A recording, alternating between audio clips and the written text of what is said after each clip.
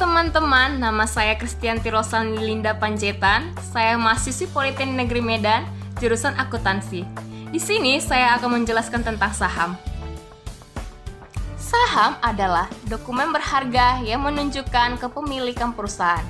Dengan kata lain, ketika seseorang membeli saham, orang tersebut telah membeli sebagian dari kepemilikan perusahaan. Contohnya seperti ini.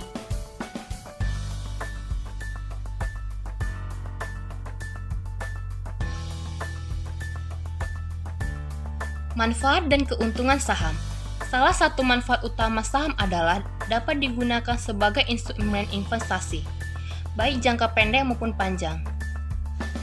Mereka yang menggunakan saham sebagai investasi jangka pendek biasanya hanya menginginkan capital gain dari selisih harga beli dan harga jual.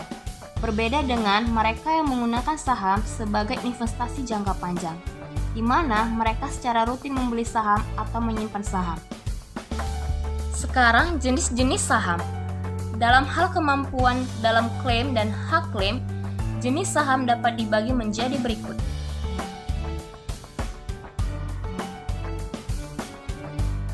Karakteristik saham biasa adalah sebagai berikut. 1. Pemilik atau pemegang saham memiliki hak suara dalam memilih dewan komisaris. 2. Hak pemegang saham diutamakan ketika perusahaan menerbitkan saham baru. 3. Pemegang saham memiliki tanggung jawab yang terbatas. Saham preferen adalah sebagai berikut. 1. Ada beberapa level yang bisa dipublikasikan dengan karakteristik berbeda.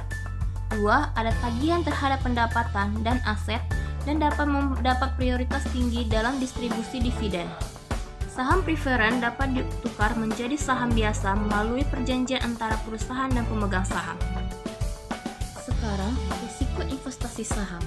Meskipun dianggap investasi yang menguntungkan, pada dasarnya investasi saham memiliki risiko sendiri, seperti berikut. 1.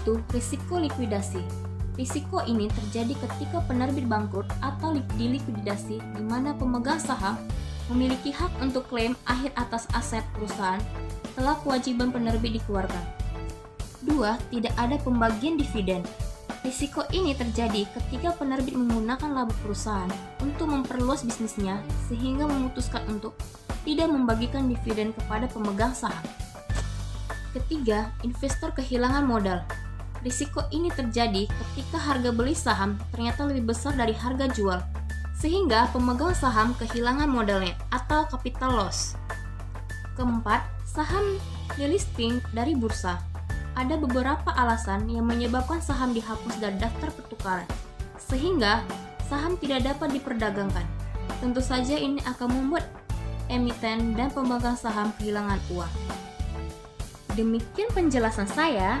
Jangan lupa like dan subscribe. Sekian dan terima kasih.